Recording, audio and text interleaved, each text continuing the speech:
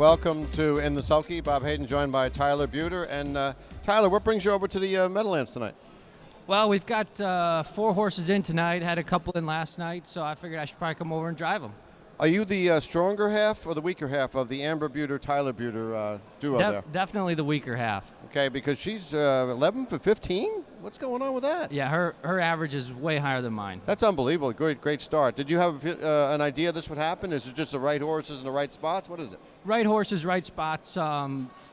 We raced a little bit at Yonkers, and some just didn't get around that track very good, and they dropped some money off, and then you bring them over here, and they're in the right spots. Okay. Now, where do you train out of? Tell us about that. We train at Mark Ford's farm up in Goshen, New York, Middletown, New York, and we're training about 12 horses right now, so it's not overwhelming, and we get to keep a close eye on all of them. Now, for those looking to make some bets tonight, remember this young man, 31 or 32? 31. 31 is over $30 million in career earnings, and he's got some favorites early in the card. But you're a long way from the Gladwin Fair at Michigan in 2002 when you got the first win underway.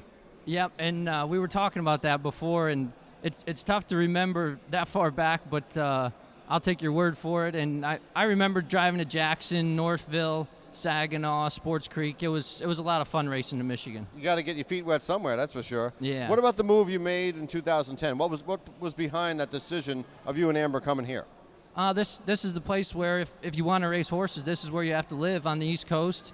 And now, obviously, Ohio has slots, and the purse revenue is a lot better in Ohio.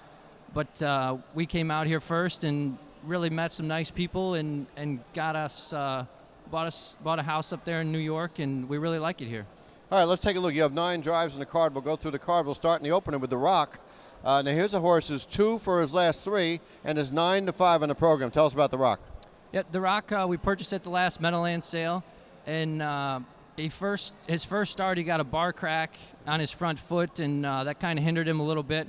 And now that we got that healed up, he's definitely been lights out. Okay. Now, we'll take a look at now City Hall, race 5. Last couple starts has been pretty big. Tell us about him. 12-time winner last year. Yeah, this is definitely a horse that gets along with this track well. He struggles in the turns at Yonkers a little bit, and he really excels in the long straightaways here. So we definitely love racing him here. We just showed a picture of him winning his 5th straight on New Year's Eve, so the winter doesn't seem to bother him at all.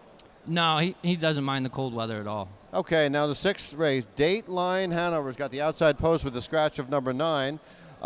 Let's see, last 5. Let's see, this horse, the last 3 wins, let's see, come with Brett, and last 5 non-wins come with you. What's going on with that? Are you getting along with him or not? Well, I just can't get him in the right spot when I drive.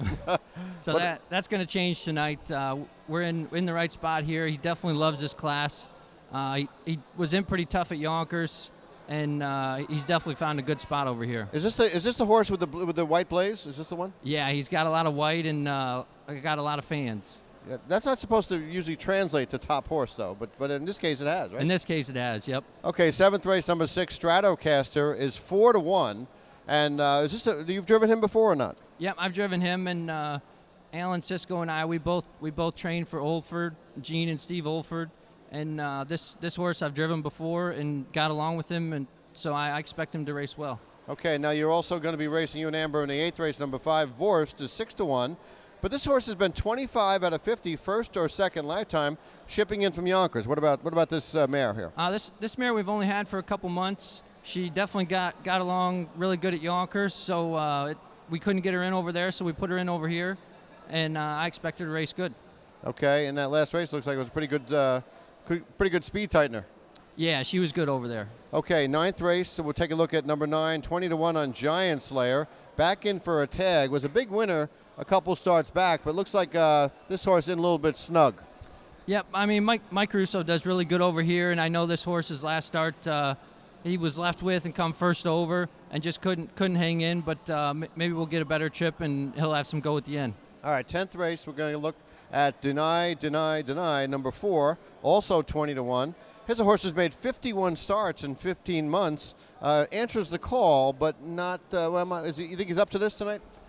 You know, I've never driven him, so it'll definitely be a test run, and hopefully we can shake something out.